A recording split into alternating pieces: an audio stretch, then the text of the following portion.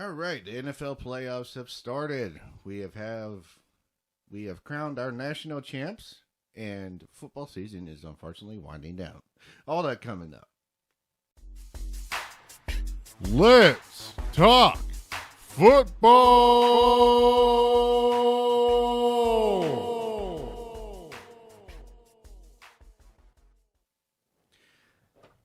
How you doing, Josh? Doing pretty good. How about you, man? Oh no, I think I'm about to go on a rant. Well, depends what you ranting about. Something happened in the NFL playoffs. Yeah, quite a few things happen in NFL playoffs. So I was watching the Ravens play the Chargers. Right. So I'm watching this game, and I had the Ravens doing some stuff because they were arguably one of the hottest teams coming into the playoffs. They were a completely different team with Lamar Jackson, correct? Correct. So I start watching this game, and the Ravens are on offense. They just got the ball back. They run on first down. They run on second down. They run on third. They punt. They get the ball back. They run on first down. They run on second down. They run on third down. They punt. I think it just... I am not done. Okay. So, I understand if a defense, forces you to go one-dimensional. It's entirely different to voluntarily go one-dimensional. Through 3 quarters, Lamar Jackson had a total, and it's mind-blowing how many passes he had. He had 9 in 3 quarters. Completed 3 of them for a whopping 25 yards and 1 interception. 4th quarter, Lamar Jackson had 20 pass attempts, completed 11 of them for 114 yards, 2 touchdowns, and no interceptions. For too little, too late. I mean, are you kidding me? I mean, here's my thing about it. And a lot of fans were booing Lamar Jackson. They were booing Lamar Jackson. And one of his teammates, was, screaming to the fans like, how do you think we got here in the first place? It's because of Lamar Jackson. It's just the offense had gotten better behind Lamar Jackson throughout the season. And I understand he needs to work more on his passing in order to be, a formidable quarterback in this league. He's fast.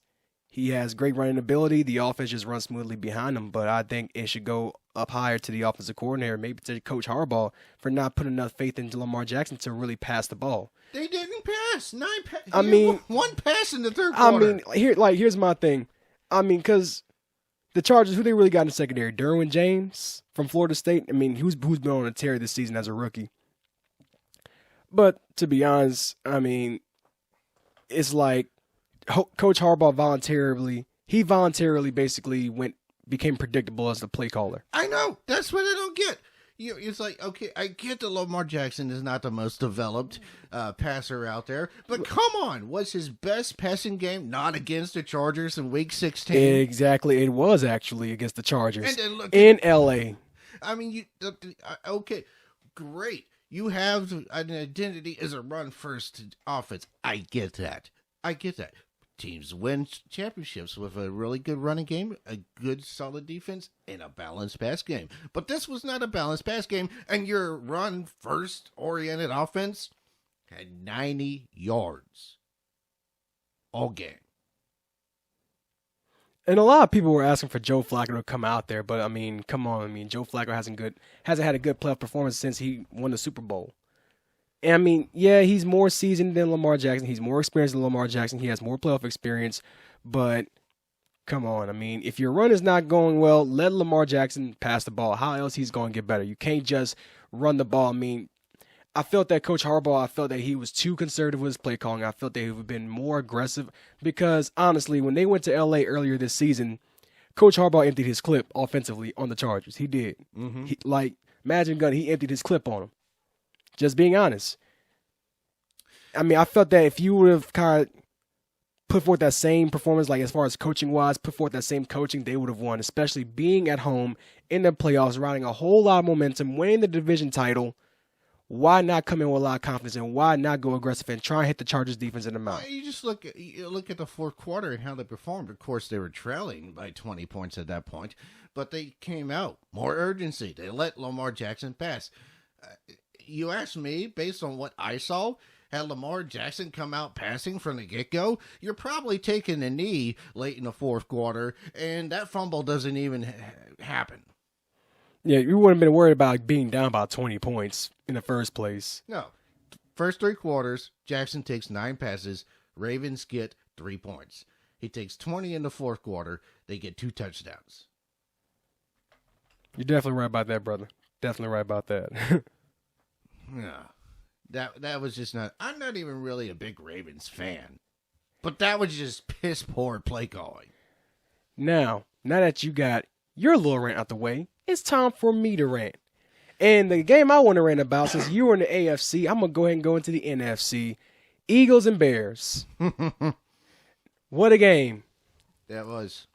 Now, what I want to rant about is why everybody wants to put the blame on Cody Parkey for missing the last field goal, which was ended up ruling being a block. Which you couldn't see the block, so I understand why everybody thought he just shanked it. Exactly. I mean, Cody Parkey, he hasn't had the best season, around for a kicker. I mean, which kicker did have a damn good season?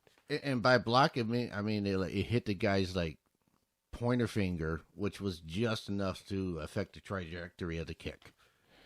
But everybody wants to put the blame on Cody Parkey. First off, don't put all the blame on Cody Parkey. He's just a kicker. He's just doing what he has to do. And I gotta say, the way he handled the press was amazing. He is truly, a class act.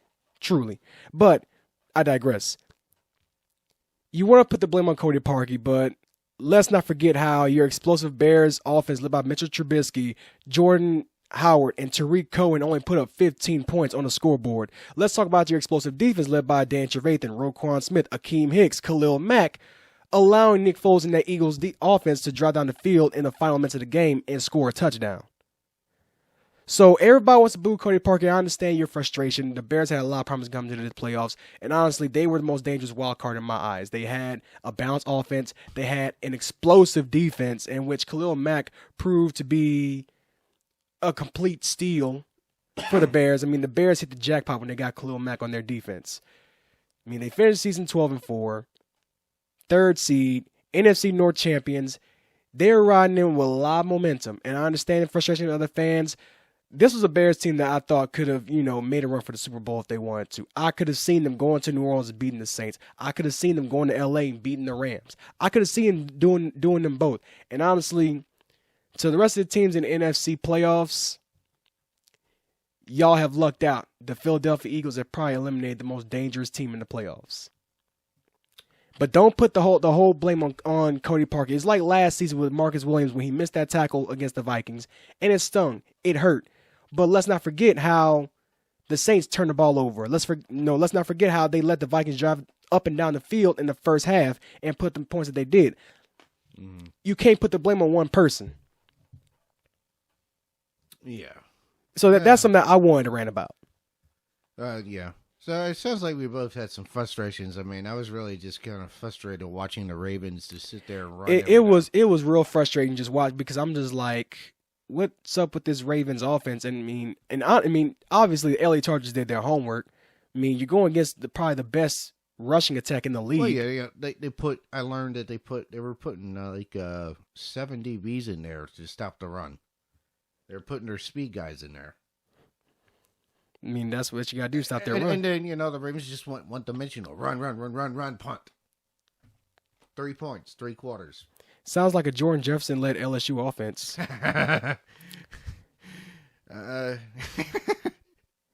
Hey, perfect analogy, right? A little too perfect. But, yeah. So about the only game I got right this weekend was Indianapolis-Houston. I just said the Colts are simply too hot right now not to pick them. Yeah, I mean, they ended the season off winning their final, 9 out of 10 games, or it's 10 out of 11.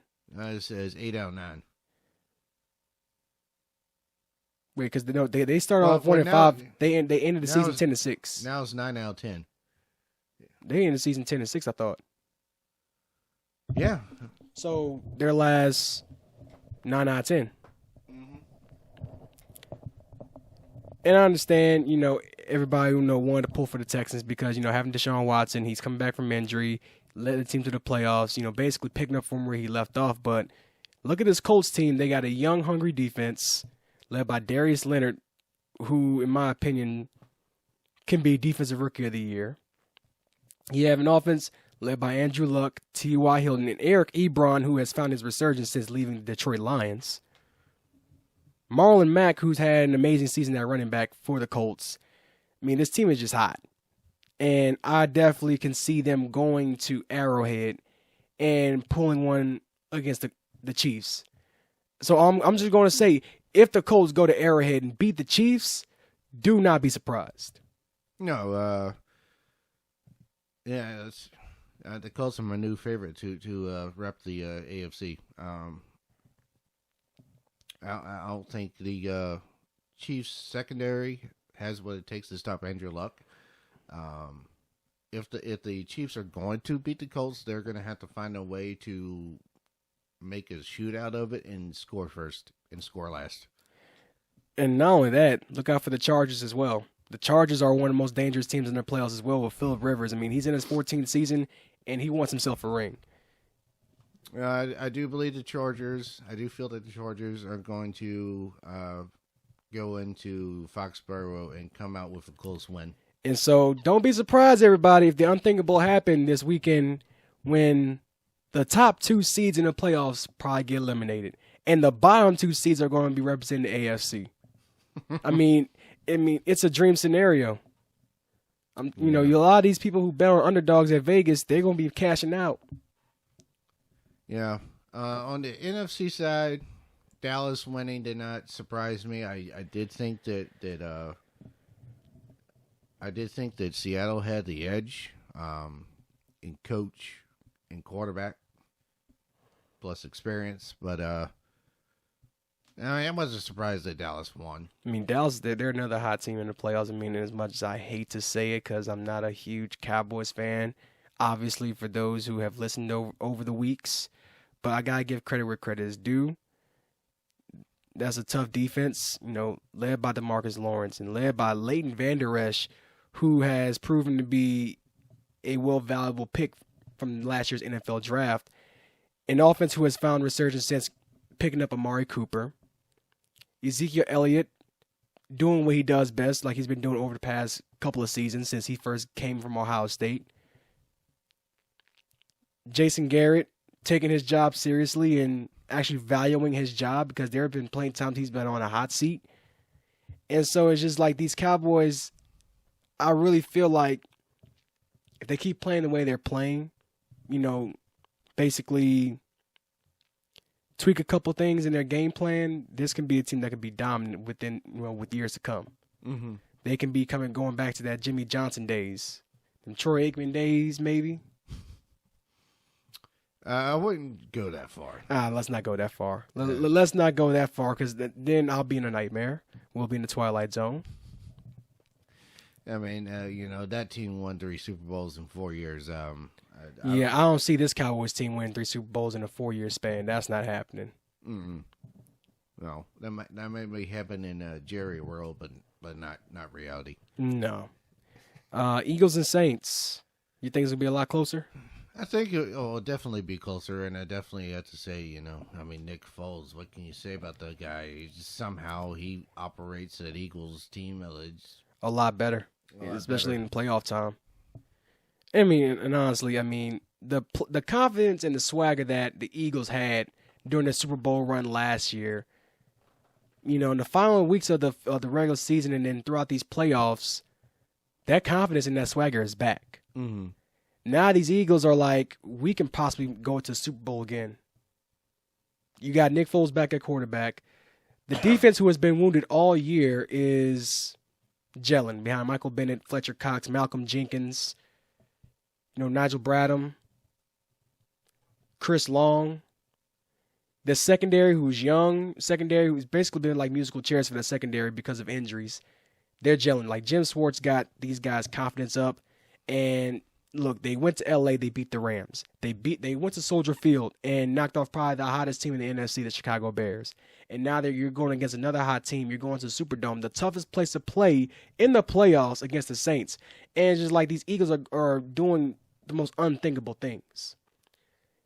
And so, I mean, do the Eagles have some type of shot to beat the Saints? I would give them a shot. Oh, considering their resume, considering how Nick Foles played in the playoffs last season, and considering how the Eagles ended their season, how they ended the regular season, and what they've been doing, as far as what they did in Chicago. So, would I give the Eagles a shot? Definitely. Yeah. Let's see. So, what about that national championship game? Oh. That's what you get at Alabama. Finally got their karma. They finally got what came. They finally got to taste their own medicine. Bama got Bama'd? Yeah, they did. Bama blowing out almost everybody on their schedule this season. First off, Bama putting up 40 and 50 points a game, and playing amazing defense. Holding Mississippi State and LSU to 0 points, and playing the best football in the nation. Only to play against a replica of themselves, the Clemson Tigers. Yeah. And weren't they talking earlier that they could beat the NFL team? So Alabama? Mm-hmm. Yeah, they can. I'll put them up against the Arizona Cardinals, and they could probably blow them out. You laughing? I'm serious. Not the Cleveland Browns. Baker Mayfield would have a field day with them. But, come on now. Cleveland's gotten a lot better. Mm-hmm. I can actually, Yeah, I'm just saying, just like, even though Mayfield didn't play him last year. He played Georgia. Yeah. Yeah. So, but, yeah, I was just shocked that Clemson was able to force 3 turnover on downs inside the red zone, including keeping Bama from being able to score from the 1-yard line. What surprised me is how Alabama gave up 44 points, which that's probably the most points I've ever seen them give up in, how long? Ohio State scored 48 on them in 14. They did. But outside that, no. I mean, they gave up 44 points, and what also surprised me, Alabama having such an explosive offense led by Tua Tagovailoa, Irv Smith, Josh Jacobs, and Jerry Jeudy. You're looking at one of the strongest but one of the fastest offenses in the nation being held to only 16 points. They were shut out in the second half. Mm-hmm. Trevor Lawrence, he's proven that he's going to be a legend. His legacy, I mean, he's only a true freshman. He's the first true freshman to win a national title since, I want to say, 1985. To win? For the first true freshman to win a national title. For a quarterback? Yeah, like the first true freshman to start and win. Geez, Tua didn't start last season. But Trevor Lawrence proved that, I mean, you saw his potential. I mean, okay, so we're going with starting quarterbacks for that statement. Okay. So it's like, pretty sure Tebow won as a true freshman, but okay. I don't know. I thought he was like a sophomore when he won, huh? He was a sophomore in 2007. Yeah, so that was a long time ago. Yeah, it was because he was the backup to Chris Leak in 2006. He was. And who was Tebow's backup? When? I'm saying, who was his backup? During maybe his last 2 seasons at Florida. Oh, I know. Cam Newton. Yeah. Just making sure. Just trying to make sure. Just trying to brush up on your knowledge. But that's a whole nother story. But I gotta say, I was highly impressed with Clemson. And Dabo Swinney really did his homework on Nick Saban and that Crimson Tide team. And I was telling you earlier when I first came, it seemed as if Dabo Swinney spent all season preparing for this game. It seemed like that he was doing his homework. It seemed as if he knew that his team was bound for the national championship game this season, that he knew from the jump. because the way he strategized against Nick Saban and the way Clemson beat those guys was methodical. Right. Yeah. Either that or he just simply recruited for playing Alabama. Seeing how, Alabama's been in the playoffs every year of its existence. I mean, I feel that once he signed Trevor Lawrence, I mean, and when he saw Trevor Lawrence play the way he did in the spring game, it seemed as if, this season pretty much just flashed before his eyes. It seems as if he prophesied about Clemson maybe going to the national championship game, looking at how, and it was obvious, the way he heavily recruited Trevor Lawrence and how he saw him. And I mean, it was obvious that when Trevor Lawrence came, I was like, this guy is going to take over the Clemson offense. And I knew Kelly Bryant's days were numbered. I mean, still at the same token, I was surprised that Kelly Bryant transferred as quickly as he did. But at the same time, I was like, Trevor Lawrence, he's not going to lose his spot. So he's there to stay, and he's about to be a sophomore. So the ACC has to deal with him for at least 2 more years. Okay, so it's a bit. Okay, I don't want to say a bit early. It's really early. What are you looking forward to in 19? Like, what do you see for 19? I feel it's going to be a lot more competitive. I feel that there's going to be a lot more discussion about the 18 playoff. About maybe, just looking at how Alabama got beaten. First off, I feel the SEC might be a lot more competitive. I feel that Dabo Swinney probably spearheaded maybe a revolution against the Alabama Crimson Tide. He did. I mean, Dabo Swinney proved that, look, we're in the ACC, and we can beat Alabama. For the guys in the SEC, y'all can too. Yeah. I mean, I know it's kind of like, cliche and just, kind of like bland of what I said, but I mean, it's true. Yeah, this national title game was definitely a very interesting one. I don't know if you can say it's the playbook for beating Alabama. It's not, because I mean, the Alabama teams have changed over the years, and this Alabama team has evolved every single year. I mean, when Clemson beat Alabama the first time in a shootout, led by Deshaun Watson after he threw his touchdown to Hunter Renfrow, it seemed as if the offense pretty much kind of evolved the next season, especially when they added Tua Tagovailoa. So they're getting better every year because he's constantly recruiting the top guys in the nation, and he changed offensive coordinators like he changed draws. I mean, he had Lane Kiffin, he had Coach Daigle, he had Steve Sarkisian for a little bit, and he's about to lose his offensive coordinator because he's about to take over at Maryland. Yeah. So he's about to get another offensive coordinator. So it seems that the offense is constantly changing and evolving, and it seems that the defense is getting a lot stronger. So, I mean, you can look at a game where Alabama loses and be like, oh, Alabama got dominated. Oh, here's a blueprint. Here's a playbook. But it's not. I mean, that Alabama team is like Commonwealth. It changes every single year. Some of the players may not change, but, the evolvement, like the evolving and the talent and the ability is just they get stronger every year. So, yeah. A little interesting side note about Alabama. It looks like they're about to have a second Tagovailoa. Tua's the little brother. Mm-hmm. Oh, Lord. Why couldn't the brother just go to a rival school and just be happy? So you want me to back up to your brother? Well, his brother is going to be a junior next. Well, I mean, Big Tagovailoa is going to be a junior next season, and it might be his last season. Yeah.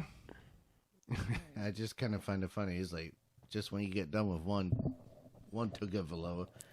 But here's the thing. The Tagovailoa is make Nick Saban's job easy. I mean, Tua made Saban's job easy as far as offensively and the way he plays. I mean, Nick Saban, you look him on the sideline, I mean, sometimes, yeah, he might be ranting, might be angry, but on the offensive side of the ball, I mean, Saban could just be chilling because the offense just runs like poetry in motion. Mm-hmm. They run so smoothly behind Tagovailoa. Yeah. So this has kind of been a short episode, but, go figure. You kind of not a whole lot going on right now. Not a whole lot. But I mean, it's only divisional round weekend, and it's going to get more exciting. This is going to be a wild playoff, and it's truly going to be a fight to the finish. We're definitely going to see some photo finishes this weekend. Oh yeah, I expect a lot of close games this playoffs. I'll be a bit surprised if there is a blowout. Let's put it that way. Yeah. But football season's winding down, and start looking forward to first getting back to basketball, but also preparing for the upcoming baseball season. And we got some tough teams in baseball this season. Don't look for Oregon State to go really, really far this season. They lost their head coach, Pat Casey, to retirement. And so it seems that Oregon State's probably going to have to rebuild. Well, at the very least, get used to a new head coach or manager, whatever you want to call him. I don't care anymore. And the LSU baseball team are number 1 recruiting class in the nation, I want to say. Yeah, and they're preseason number 1. Not that preseason rankings really mean that much, but it doesn't. But I mean, it's just they got a hell of a team this year. And so this LSU team is definitely going to make a lot of noise. I definitely have them going to Omaha this season, and I possibly have them winning it all. Yeah, they. I do think they will certainly be 1-8. It should be interesting to see how the other teams do over the course of the year. And like a trend I've seen with the LSU team over the past, I want to say 10 years, is like they'll make a huge run to Omaha, whether they win it or not. And then the next season, you see them struggling. It's as if that they rebuilding with a lot of new talent. And a lot of those new guys they bring in, you give them a season, and all of a sudden now they're one of the most dangerous teams in the nation. And it's kind of like it flip flops, and it's kind of like a flip flop effect. Right. And so last season they kind of struggled a little bit. They got eliminated in the Corvallis Regional, and so now I really look for them to really get their feet in the ground and really see them running with a full head of steam this season. Yeah. Well, one of my favorite small schools to follow is always Coastal Carolina. Yes, that is a dark horse team that, you never know what you're going to get out of them. But anyway, that's coming up. We're actually going to start our collegiate baseball show in a few weeks. And we're definitely going to bring you that content because ESPN don't want to cover it enough. So we're going to give it to y'all. Yeah. Okay. That's it for today's episode of Let's Talk Football. I'm John Behrens. And I'm Pinocchio. I'm Joshua Perkins. I'm just playing with y'all. All right. Find us on YouTube, AI Sports Network. Catch us on Twitter, Facebook. And, of course, you can find everything under one roof at our website, aisportsnetwork.com. This has been Let's Talk Football. Signing out. Signing out, y'all. Let's talk football.